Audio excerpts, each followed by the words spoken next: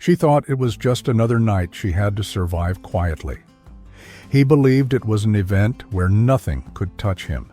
One public humiliation would bind their fates forever, through guilt, regret, and a truth revealed too late. Before we begin, if stories like this matter to you, please consider subscribing to the channel. It's free. It helps us a lot. And now, let's begin. The laughter was loud. Too loud. It echoed through the marble hall like glass shattering, sharp and careless, drawing attention from every corner of the room. Clara Hayes stood perfectly still near the long banquet table, her hands clenched at her sides, her cheeks burning, as if the heat of the chandeliers had suddenly focused only on her. "Did she really think she belonged here?" a woman's voice said, amused, cruel. Another voice followed. "I mean, look at her dress. It's sweet, in a very charity case way." The group laughed again. Clara didn't move. She didn't defend herself. She didn't lower her head either. She simply stood there, breathing slowly, as if enduring the moment was something she had learned long ago. Across the room, standing near the elevated stage with a glass of untouched champagne in his hand, Ethan Blackwood watched everything happen. He saw the way the circle closed around her. He heard the laughter. He recognized the tone, the kind that humiliated without raising a voice. And he did nothing, not because he was cruel, because in his mind she didn't matter. Ethan leaned slightly toward the man beside him. "Who is she?" he asked, his voice low, detached. The man glanced over. "No idea. Probably staff, or someone's +1 who got lost." Ethan nodded once, satisfied with the explanation. He took a sip of champagne. That single decision, to turn away, would become the greatest regret of his life. Clara finally moved when someone stepped directly into her path. "Oh, I'm sorry," the woman said, not sounding sorry at all. "Were you waiting for someone? Or were you just enjoying the view?" Clara lifted her eyes. Her voice, when she spoke, was calm. "I was invited," Clara said. The woman raised an eyebrow. "Really?" She looked around theatrically. "To this?" More laughter. Clara felt it then, not the embarrassment, not the shame, but the familiar deep understanding that no one would step in, not tonight, not for her. She turned slightly, intending to leave quietly, when a man's voice cut through the noise. "Ladies," he said smoothly, "let's not be dramatic." Everyone turned. It was Julian Cross, tall, handsome, perfectly tailored suit. A smile that looked warm until you studied it too closely. Julian walked toward Clara, placing a hand lightly on her back as if guiding her. "Come on," he said softly, almost kindly. "You don't want to make a scene." Clara stiffened. "I wasn't," she replied. Julian leaned closer, his voice dropping just enough for only her to hear. "You already did."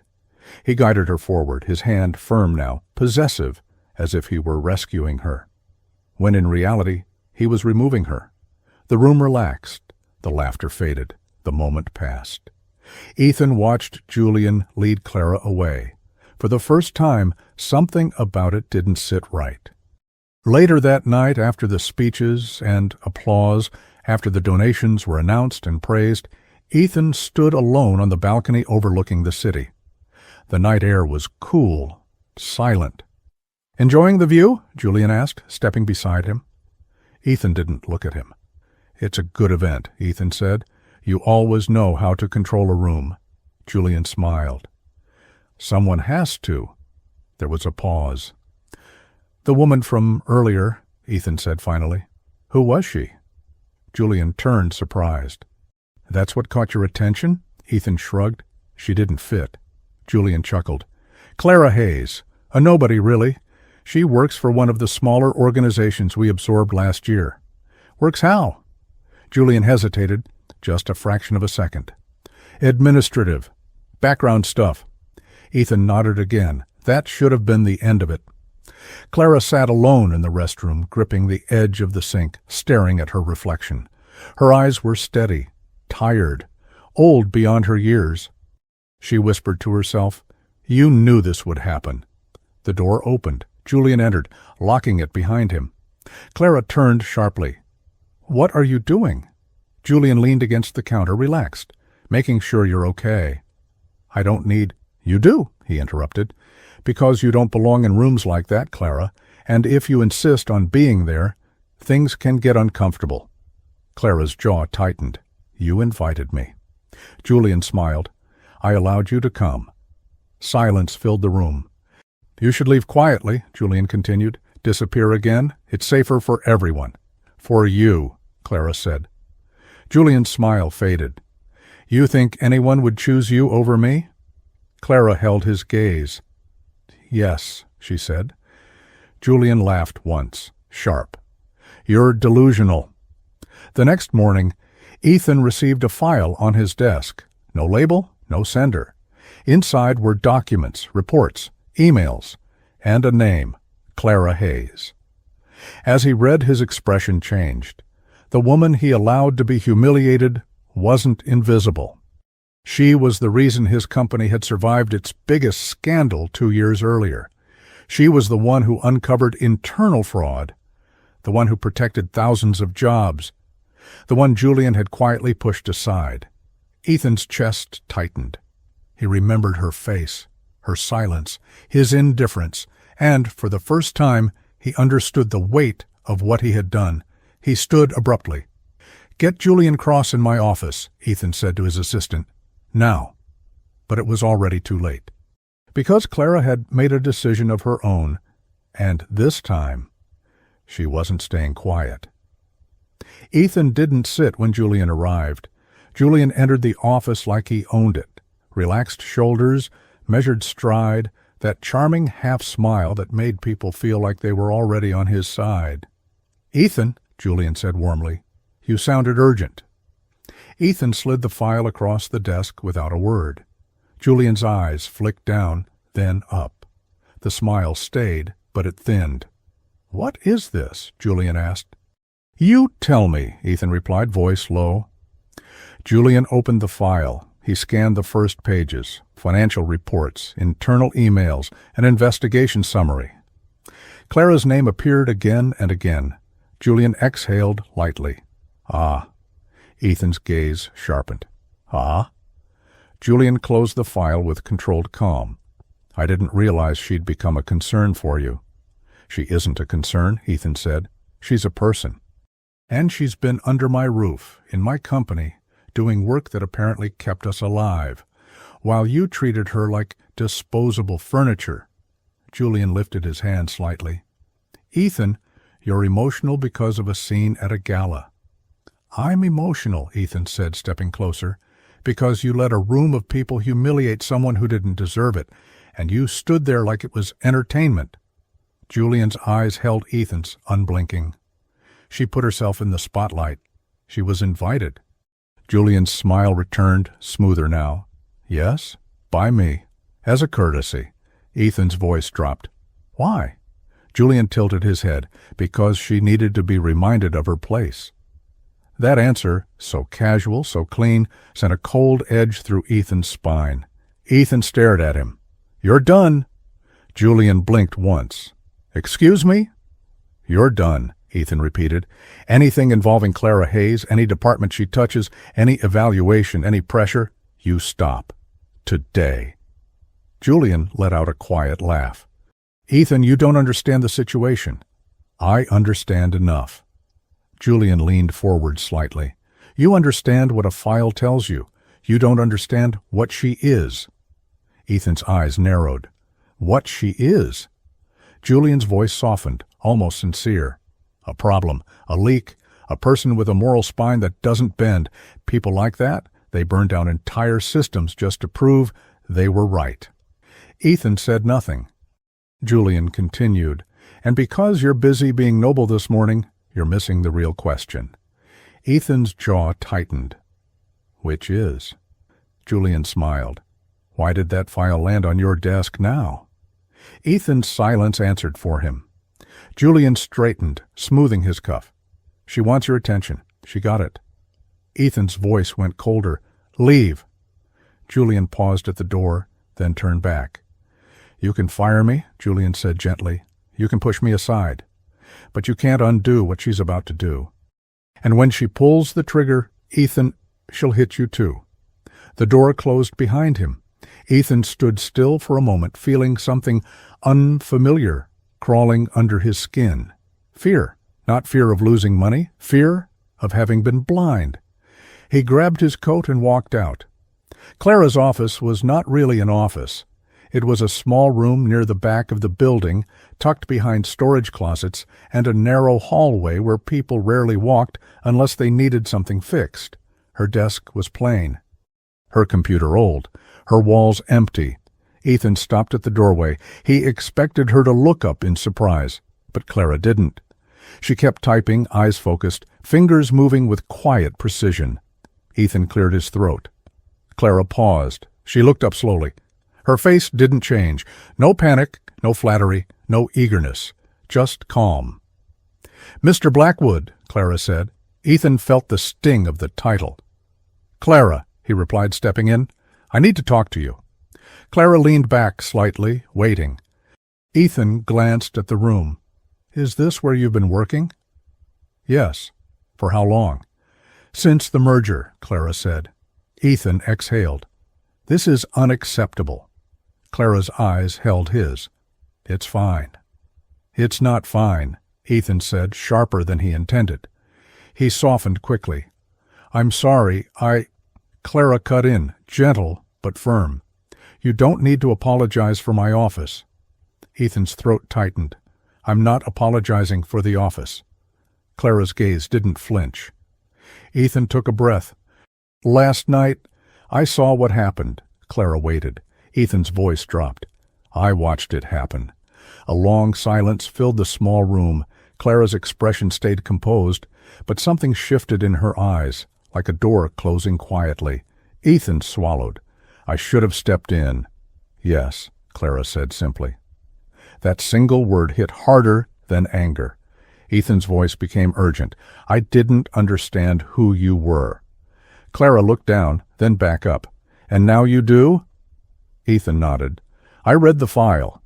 I saw what you did 2 years ago. I saw the fraud you uncovered, the way you protected the company, protected people." Clara's mouth tightened. "That wasn't for the company." "Then why?" Clara's eyes held his. "Because some of the people who would have lost their jobs weren't executives. They were mothers, fathers, people who didn't deserve to pay for someone else's greed." Ethan felt his chest tighten again. "And Julian?" Ethan asked. Clara's jaw hardened. "Julian didn't like that I didn't play along." "Play along with what?" Clara hesitated. Ethan stepped closer. "Clara." Clara's voice was quiet. "With the way he handles problems." Ethan's gaze sharpened. "Explain." Clara stood slowly, walked to the door, and closed it. When she turned back, her voice was still controlled, but it carried weight. "Julian manipulates outcomes," Clara said. "He doesn't solve issues. He buries them. He pays people off. He intimidates them. He uses charm when it works, pressure when it doesn't." Ethan's hands clenched. "Has he threatened you?" Clara held Ethan's gaze.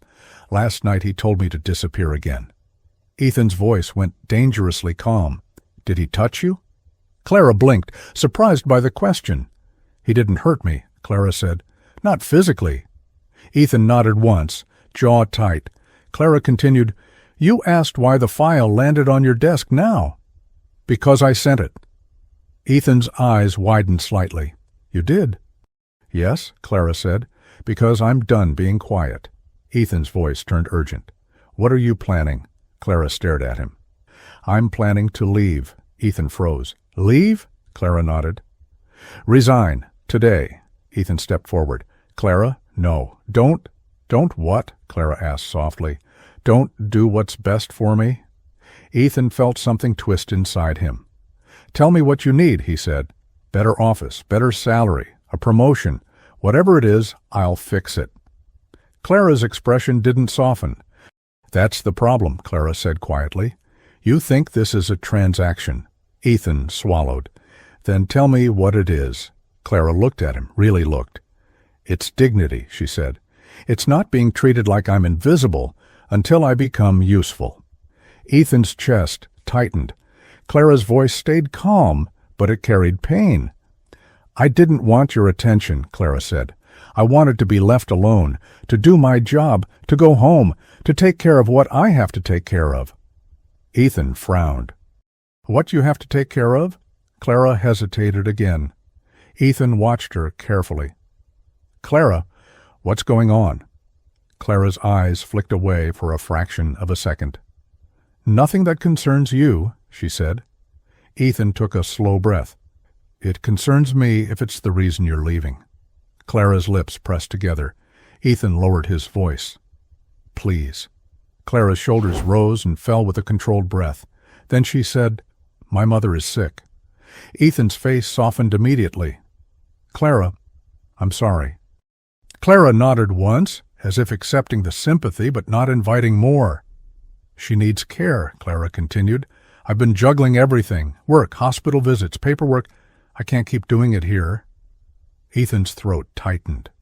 Why didn't you tell anyone? He asked. Clara's laugh was quiet and bitter. Tell who? Julian. He'd turn it into leverage. Ethan winced. And you? Clara asked, eyes steady. You didn't know my name until today. That was fair. Ethan didn't defend himself. He just said, Let me help. Clara looked at him with a faint, almost tired disbelief. Why? Because guilt wasn't enough. Ethan realized that. He needed to be honest.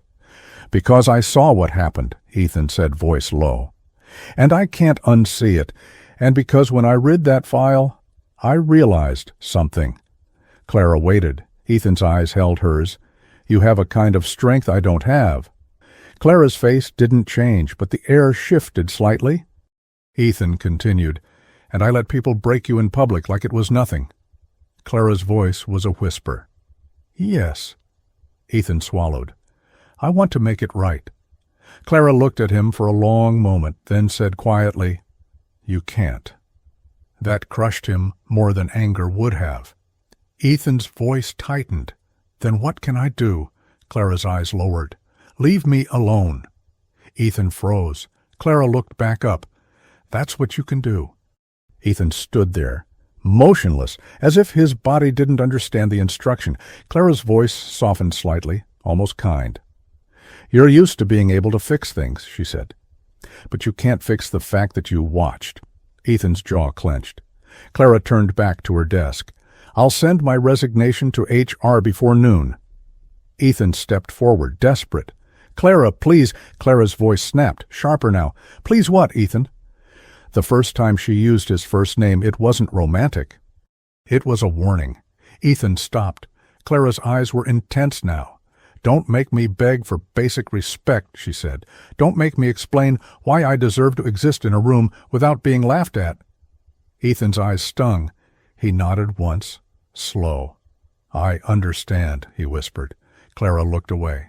Ethan turned to leave. His hand touched the doorknob. Then Clara's voice stopped him.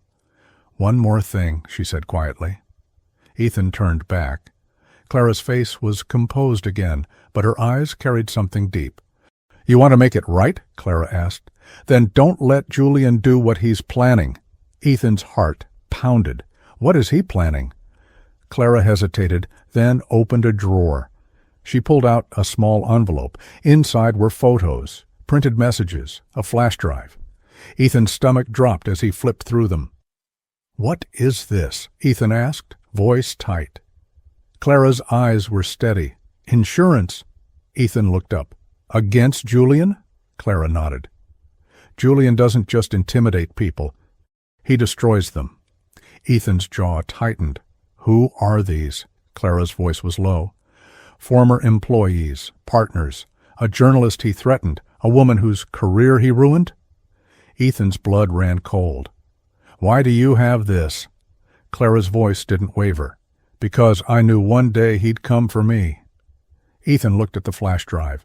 This, Clara said, contains emails and audio, proof of coercion, proof of bribery, proof of things that would end him. Ethan's hands shook slightly. Why are you showing me? He asked. Clara's eyes locked onto his. Because I'm not sure I'm going to survive this if I fight him alone, she said. Ethan's breath caught. Clara's voice turned even softer. And because last night you showed me I have no allies. That line cut deep. Ethan felt something shift inside him, something heavier than guilt. A vow. He held the envelope carefully. I'm your ally. Clara's eyes narrowed. Don't say that unless you mean it. Ethan's voice was steady. I mean it. Clara studied him. For a moment, Ethan saw it, the faint tremor beneath her control. Not weakness. Fear. Then Clara said, Julian wants the board vote next week. Ethan frowned. What board vote? Clara's voice hardened. The one that would make him CEO. Ethan went still. That's impossible, Ethan said. I'm CEO. Clara's gaze didn't flinch. Not if you're forced to step down. Ethan's pulse spiked. How? Clara swallowed, then spoke carefully. He's been collecting leverage, Clara said. On you, on the board, on everyone.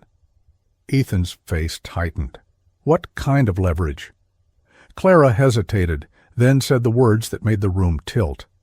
He's planning to accuse you of financial misconduct, Clara said, and he has enough planted evidence to make it believable. Ethan's blood turned to ice. That's insane, he whispered. Clara's eyes were steady. It's Julian. Ethan swallowed hard. Why now? Clara's voice was quiet. Because you've been distracted, because he thinks you're vulnerable. Ethan's mind raced. How do you know this? He asked. Clara's gaze dropped. Because I overheard him last night. Ethan's eyes widened. When he pulled you away? Clara nodded. I was humiliated, Clara said quietly. And then I became his captive in a hallway, listening to him make calls like he was ordering someone's execution. Ethan's hands clenched. Ethan, Clara said softly, if you want to fix anything, start by seeing Julian clearly. Ethan looked at the envelope again. Keep it, Clara said. If something happens to me, if I disappear, if I lose my job, I want you to have it. Ethan's voice was raw. Clara, you're not disappearing. Clara's eyes flashed. Don't promise what you can't control. Ethan stepped closer. Then, I'll control it. Clara laughed quietly, not amused. That's what Julian thinks too. Ethan's jaw tightened. Clara's voice softened again, almost a whisper. Just be careful, she said. He's charming. He's strategic. He doesn't rage. He smiles. And while you're trying to be fair, he's already 5 moves ahead. Ethan stared at her. He saw her now, not as staff, not as a name on a file, as someone who had carried too much alone. Ethan's voice lowered. I'm sorry, Clara. Clara looked away. Sorry doesn't change what happened. I know, Ethan said, but it changes what happens next. Clara met his gaze again. For the first time, her voice softened, just a little. Then prove it, Clara said. That afternoon, Ethan called an emergency meeting with his legal counsel and head of compliance. But before anyone arrived, his phone vibrated. A message from an unknown number. You're not a hero, Ethan. You're a target, and your little nobody. She's about to cost you everything. Ethan's chest tightened. He didn't need to ask who sent it. He looked up instinctively, toward the glass walls of his office, the city beyond, and the invisible war that had just begun. And then, another notification. This time, from HR. Resignation submitted. Clara Hayes. Ethan's heart dropped. He grabbed his phone and ran. He found her in the lobby, holding a small box of belongings, files, a mug, a worn notebook.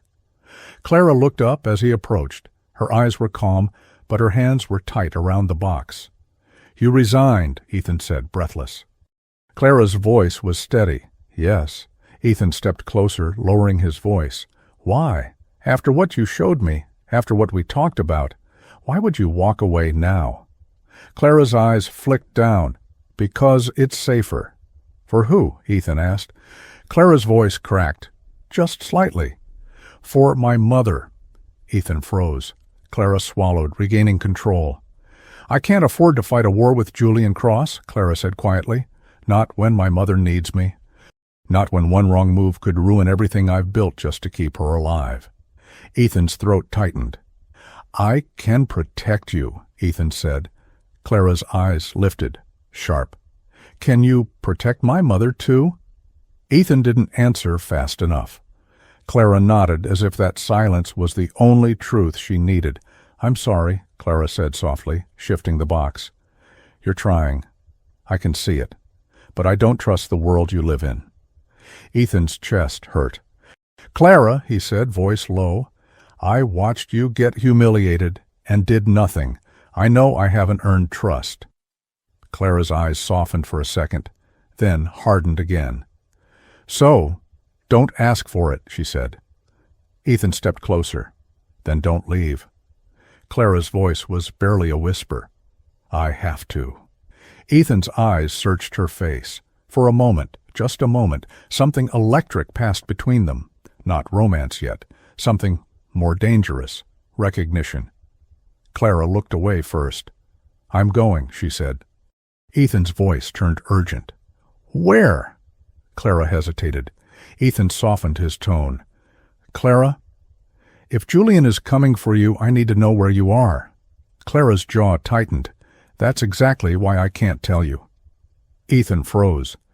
Clara met his gaze again. No offense, but if he breaks you, he'll get to me through you. Ethan's heart pounded. Clara stepped back. Goodbye, Ethan. She turned. Ethan reached out, not touching her, stopping himself at the last second. Clara, he said, voice raw. Clara paused. Ethan's voice dropped. I'm not letting him take you. Clara didn't turn back. She only said, quietly, then stop him. And she walked out. Ethan stood there, watching the glass doors close behind her. He felt the weight of his silence from last night like a chain around his chest. He wasn't just trying to fix a mistake. He was trying to fix a version of himself. And that was harder. His phone buzzed again, another message. You should have let her stay humiliated. Now you'll learn what humiliation feels like, too. Ethan's hands clenched. He turned and walked back into the building with purpose. No hesitation, no softness. Because this wasn't just about power anymore. It was about a woman who had been treated like nothing, and had still been strong enough to stand, and a man who had watched and was about to pay for it. Ethan didn't go home that night. He stayed in his office long after the building emptied, staring at the city lights as if answers might rise from them. They didn't. What rose instead was anger, quiet, focused, dangerous. He replayed the gala in his mind again and again. The laughter, the way he turned away, the way Clara stood there alone, absorbing humiliation with a dignity no one deserved to test. He hadn't failed because he was busy. He failed because he assumed power would excuse inaction. His phone vibrated.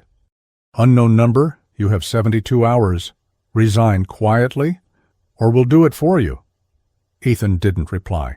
He forwarded the message to his legal counsel, then locked his phone and stood up. Not this time, he muttered. Clara's mother slept when the knock came, soft, measured, polite. Clara froze in the hallway of the small apartment, every instinct screaming. No one knocked politely at midnight unless they wanted something without witnesses. She moved silently toward the door, peering through the peephole. A man stood outside, well-dressed, calm. A stranger who looked out of place in the dim hallway. He smiled when he sensed movement. Ms. Hayes, he said through the door, voice warm, I'm not here to scare you. I just want to talk. Clara didn't answer. My name is Thomas, the man continued. I work with Julian Cross. Her blood went cold. Please, Thomas said gently. Just a minute. I'd rather not wake your mother. That was the threat.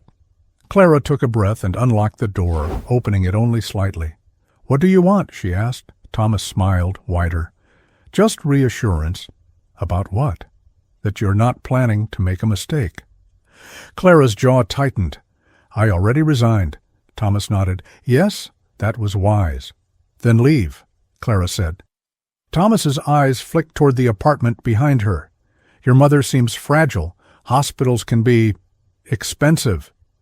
Clara felt something snap inside her. You don't get to mention her, Clara said. Thomas raised his hand slightly. I'm not threatening you. I'm explaining reality. Clara stepped forward. Leave. Thomas sighed. Ms. Hayes, Julian doesn't like loose ends. Clara met his gaze. Tell Julian this. I didn't start this, but I will finish it. Thomas studied her for a moment, then smiled faintly. Brave. He stepped back. But bravery doesn't keep people safe. He turned and walked away. Clara locked the door and leaned against it, her heart pounding. She pulled out her phone. Her thumb hovered over Ethan's name. She didn't call. Not yet. The board meeting was scheduled for Friday morning. Julian arrived early, confident, shaking hands, laughing easily. Ethan watched him from across the table, seeing him clearly for the first time. Every smile was a calculation, every compliment a distraction. When the meeting began, Julian spoke first. Ladies and gentlemen, Julian said smoothly, I wish this were a celebratory meeting. Ethan leaned back, expression neutral. But unfortunately, Julian continued, serious concerns have been raised regarding financial oversight under our current leadership. Ethan's pulse stayed steady. Concerns? Ethan asked calmly. Julian nodded. Yes, concerns supported by documents. He slid folders across the table. Ethan didn't touch his. Julian continued, Given the potential legal exposure, I believe the responsible action is for Ethan to step down temporarily while an investigation proceeds. Murmurs filled the room. Ethan finally spoke. And who would lead during this temporary absence? Julian smiled. I would, of course. Ethan stood. Before we continue, Ethan said, there's something the board deserves to hear. And Julian's smile faltered, just slightly. Ethan looked around the table. This investigation was manufactured. Gasps. Julian laughed lightly. That's a serious accusation. So is yours, Ethan replied. He pressed a button on the table. The screen behind him lit up. Emails, audio clips, financial trails, Clara's evidence. Julian's face drained of color. This, Ethan said calmly, is proof of coercion, bribery, and manipulation conducted by Julian Cross over the past 3 years. Silence fell. Julian stood abruptly. This is absurd. Ethan turned to the board. The documents were collected by an internal auditor who was threatened and humiliated into silence. Julian snapped. You're protecting a disgruntled employee. Ethan's voice cut through the room like steel. I'm protecting the truth. Security stepped in as the board erupted in voices. Julian stared at Ethan, rage flickering beneath his charm. You think this ends well for you? Julian hissed. Ethan leaned closer. No, but it ends. Clara watched the news break online an hour later. Blackwood executive under investigation. Cross removed from building. Her phone rang. Ethan.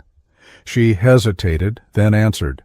It's over, Ethan said. Clara exhaled slowly. Is it? For him, Ethan replied, not for us. Silence stretched between them. Someone came to my apartment, Clara said quietly. Ethan's breath caught. Who? Julian's man. Ethan's voice went cold. Are you safe? For now? That ends today, Ethan said. I'm sending security. Clara shook her head, even though he couldn't see it. No, I don't want to live behind guards, Ethan softened. Then let me stay. Clara froze. Stay. Tonight, Ethan said. Just until we know you're safe. Clara hesitated. Clara, Ethan said gently, I won't touch anything you don't want me to. I just want to make sure you wake up tomorrow. That honesty broke something open. Fine, Clara said. One night. They sat in silence in the small apartment, the contrast between their worlds impossible to ignore. Ethan washed dishes. Clara watched, amused, despite herself. You don't belong here, she said. Ethan smiled faintly. I know. Clara studied him. Why are you really doing this? Ethan met her gaze. because I don't want to be the man who watches again. Something passed between them then. Not love, not yet. Trust, tentative, fragile, real. From the bedroom, Clara's mother coughed softly. Clara stood instinctively. Ethan followed, stopping at the doorway as Clara adjusted the blankets with practiced care. "You love her," Ethan said quietly. Clara nodded. "She's all I have." Ethan swallowed. "You're not alone anymore." Clara looked at him sharply. "Don't say that lightly." Ethan met her eyes. "I won't." For the first time, Clara didn't look away. Later, as they sat on opposite ends of the couch, exhaustion settling in, Clara spoke softly. "Last night," she said, "when they laughed at me, I wasn't angry." Ethan listened. "I was tired," Clara continued, "tired of surviving quietly." Ethan's voice was rough. "I should have stood up." "Yes," Clara said. Then, after a pause, "But you're standing now." Their eyes met. The space between them felt charged, dangerous. Ethan stood abruptly. "I'll take the chair." Clara smiled faintly. "Good idea." As the lights dimmed, Clara whispered into the quiet, "Thank you." Ethan didn't answer. He didn't need to. The first thing Ethan noticed the next morning wasn't the sunlight. It was the silence. Not peaceful silence, the kind that felt staged. He stood in the narrow hallway outside Clara's mother's room, listening. A faint hum from the refrigerator, the distant sound of a car passing. Nothing else. Then his phone vibrated. A single message. Unknown number. "You protected her in public. Let's see if you can protect her in private." Ethan's blood turned to ice. He moved quickly into the living room, where Clara was standing near the window, holding a mug that shook slightly in her hand. "Ethan," Clara said, voice low. "Someone was outside last night." Ethan's jaw tightened. "You saw them?" "I heard footsteps," Clara whispered, "in the hallway." Ethan's eyes scanned the apartment, the locks, the windows, the thin, fragile boundaries. He pulled his phone out and called his head of security immediately. "Get to this address," Ethan said, voice controlled. "Now. And keep it discreet." Clara watched him, her face tense. "You told me you didn't want guards," Ethan said softly, looking at her. "But I'm not asking any more. I'm doing this." Clara didn't argue. She couldn't, because fear had finally reached the place she loved most. The media storm hit by noon. Clara's name leaked, not in a respectful way, in a sensational one. Headlines. "Mystery employee brings down corporate kingmaker who is Clara Hayes, the woman behind the cross-fall." Clara stared at her phone, her face draining. "They found me," she whispered. Ethan's voice was sharp. "How?" Clara scrolled. Her hands trembled. Her address wasn't listed, but the photos. A blurred image of her outside the hospital, another of her entering the building through the employee entrance. Someone had been following her. Ethan took the phone gently from her hand. "This is Julian," Ethan said, voice low. "He's turning you into a story so you lose control of your own life." Clara's eyes filled, not with tears, but with anger. "He's punishing me," she whispered. Ethan nodded. "Yes." Clara swallowed, trying to steady herself. "My mother can't handle this." Ethan's jaw tightened. "We're moving her." Clara snapped. "Where?" Ethan didn't hesitate. "My place." Clara froze. The idea sounded like surrender. But she looked toward the bedroom, toward her mother's fragile breathing, and the surrender felt necessary. "I don't want your world," Clara whispered. Ethan stepped closer, lowering his voice. "Then we'll make it our world, just for now. A safe one." Clara stared at him, searching for lies. She found none. Moving Clara's mother was delicate. The driver arrived quietly, security in plain clothes. Clara kept her face down as they guided her mother into the car. Ethan stood beside Clara, close enough to shield her without touching. When the doors closed, Clara exhaled like she'd been holding her breath for years. Ethan looked at her. "You okay?" Clara's laugh was bitter. "No." Ethan nodded. Good. Don't pretend. Clara's eyes flicked up to him. That line, simple, real, hit her harder than any apology. Ethan's penthouse was elegant, quiet, untouched by real life. Clara stepped inside carrying a small bag and immediately felt out of place. The floors shone. The windows were too tall. The silence too perfect. Clara's mother was settled into the guest room with medical equipment Ethan had arranged within hours. Clara stood at the doorway watching, her jaw tight. Ethan stepped behind her, keeping distance. "She'll be comfortable here," he said gently. Clara whispered, "Comfort isn't the same as safety." Ethan's voice dropped. "Then I'll make it safe." Clara turned toward him, eyes sharp. "You keep promising." Ethan held her gaze. "Because I keep meaning it." Clara looked away first. Not because she didn't believe him. Because believing him was dangerous. That evening, Ethan's lawyer arrived, and so did the board's investigation team. Julian was gone, but the fallout wasn't. In Ethan's office, papers spread across the desk. Ethan spoke firmly. "We need to find out who leaked her name," Ethan said. The investigator nodded. "We're tracing internal communications. But, Mr. Blackwood, we have another problem." Ethan's eyes narrowed. "What?" The investigator slid a folder across the desk. Ethan opened it and felt the room tilt. Photos, not of him alone, of him and Clara, leaving her apartment, entering the car together, walking into the building side by side. The implication was clear, a narrative being built. Ethan's voice turned low and dangerous. "He's framing this." The investigator hesitated. "It looks like—" Ethan slammed the folder shut. "It looks like what Julian wants it to look like." He took a breath, controlling his rage. "We'll handle it," Ethan said.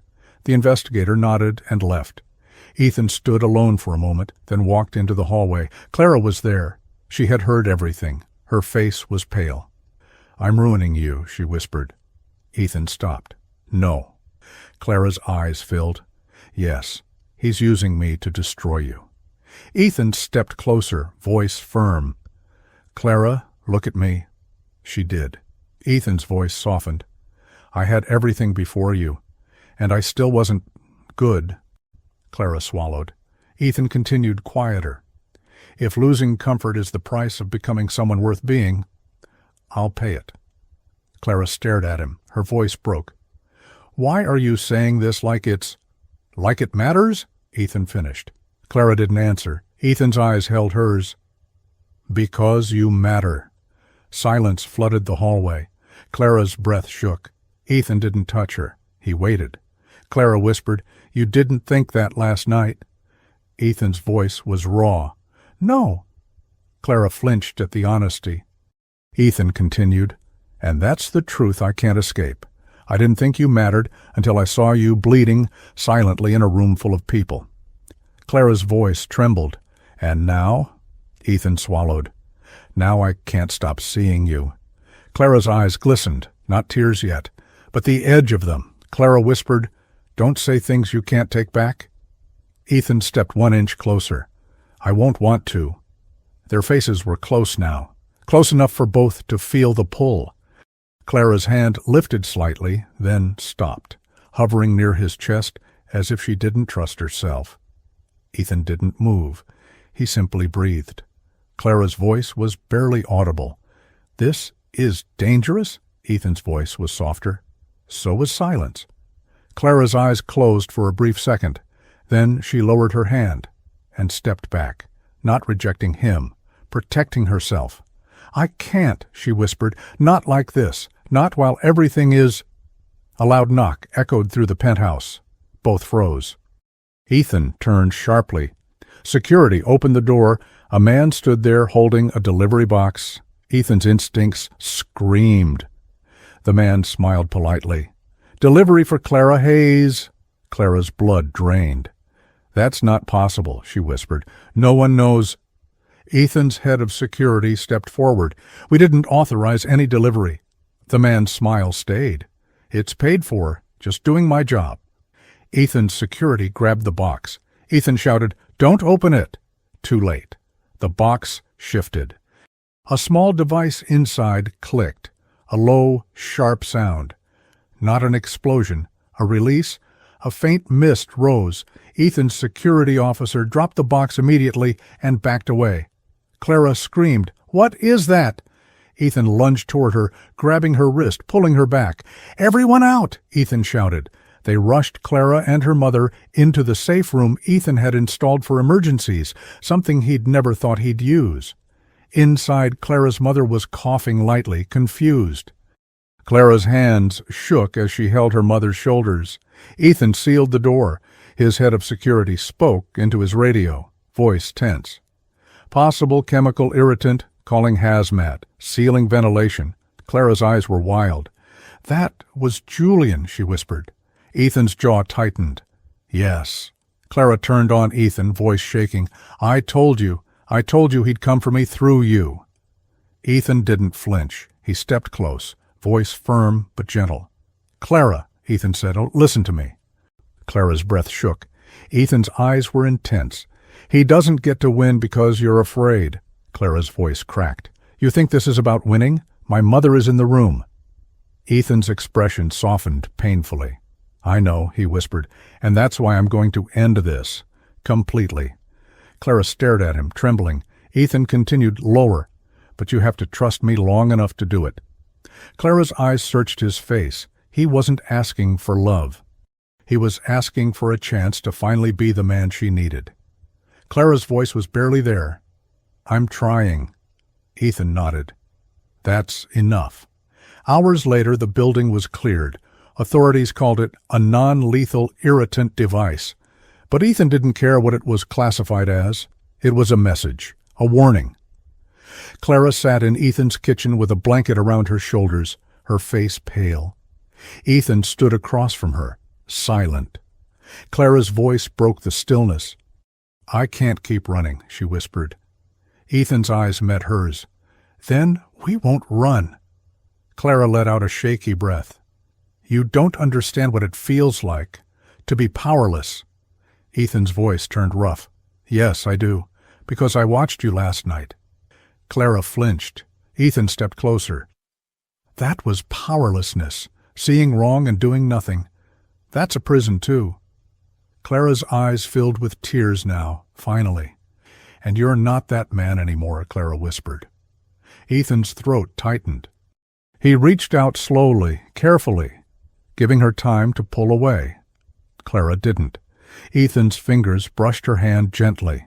Clara's hand tightened around his. And in that simple contact, something shifted. Not a grand romance, a quiet surrender of isolation. Clara whispered, "I hate that I need you." Ethan's voice was a whisper, too. "I hate that you ever had to." Clara's tears fell silently. Ethan moved closer, pulling her into his arms gently, like she was something precious and fragile. Clara didn't resist. She leaned into him, trembling, exhausted. For a moment she let herself be held, and Ethan held her like a vow. Clara whispered into his shoulder, "Promise me something." Ethan's voice was steady. "Anything." Clara pulled back slightly, looking up at him. "Don't just protect me," she said. "Protect the version of me that still believes people can be good." Ethan's eyes stung. "I will," he whispered. Clara stared at him, then, slowly. She rose onto her toes and pressed a soft kiss to his cheek. It wasn't dramatic. It wasn't possessive. It was gratitude mixed with fear. And the beginning of something neither of them could stop any more. Ethan closed his eyes briefly, absorbing the moment like oxygen. When he opened them, his voice was low. "This isn't over," Ethan said, "but I'm not letting you face it alone again." Clara's lips trembled. "Then don't." Ethan nodded. "I won't." Ethan didn't sleep. He sat in the dark living room, the city glowing faintly beyond the glass, replaying everything in his mind with brutal clarity. The gala, the laughter, the box. He had crossed a line, and so had Julian. Ethan's phone buzzed just before dawn, a call from his head of security. "We found him," the man said. Ethan's voice was calm. Where? Julian tried to flee the city, private airstrip. He was intercepted an hour ago. Ethan closed his eyes briefly. Is he talking? Ethan asked. Yes, the man replied. And there's more. Something you need to hear. Clara woke to voices. Low. Controlled. She sat up abruptly in the guest room, her heart racing. Her mother slept peacefully beside her. Clara slipped out quietly and followed the sound to the hallway. Ethan stood with 2 federal investigators. She froze when she heard her name. Ms. Hayes isn't just a whistleblower, one investigator said. She's the reason we reopened the Cross case. Ethan's brow furrowed. Explain. The investigator opened a folder. 5 years ago, he said, Julian Cross was connected to a financial collapse involving a medical supply company. It nearly shut down multiple hospitals. Clara's breath caught. That case was buried, the investigator continued. Evidence disappeared. Witnesses backed out. Ethan looked up sharply. Until now. The investigator nodded.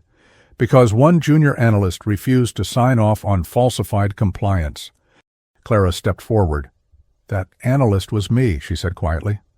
Ethan turned. His eyes widened, not in anger, not in betrayal, in awe. Clara met his gaze, steady now. I never told you, Clara said, because I didn't want you to see me as a crusader or a liability. Ethan's voice was low. You saved hospitals, Clara swallowed. I saved patients. Some of them never knew how close they came to losing care. The investigator nodded. Julian buried the case. He destroyed careers.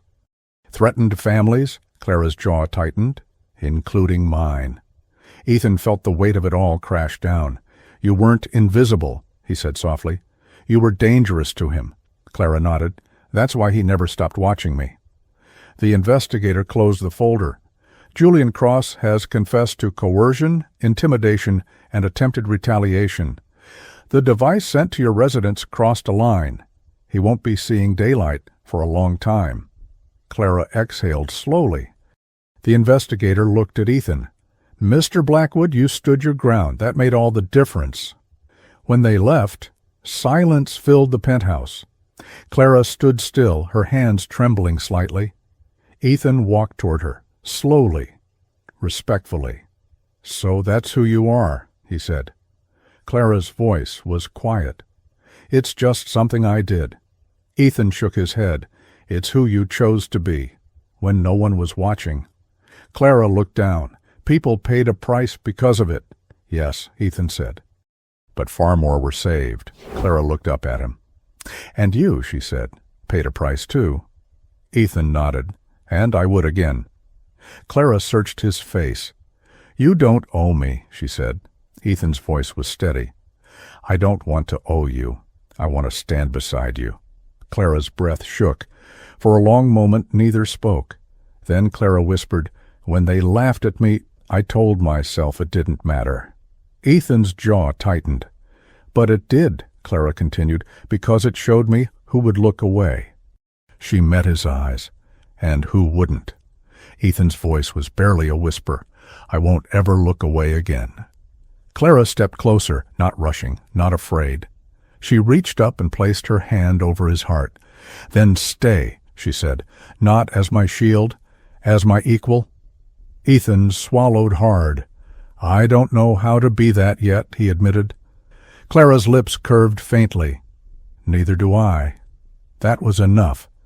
Ethan leaned down slowly, giving her time. Clara didn't pull away. Their kiss was gentle, uncertain, real. Not a reward, a beginning. Weeks later, the board voted unanimously. Ethan remained CEO. But the company changed. Transparency policies, independent oversight, a new compliance division. Clara was offered a position, senior, powerful. She declined. I want to build something smaller, she said, and cleaner. Ethan didn't argue. Instead, he invested quietly, a foundation, health care, accountability, patient protection. Clara led it. Together. One evening, months later, they attended another event. Different room, different energy. When Clara entered, the room didn't laugh. It stood.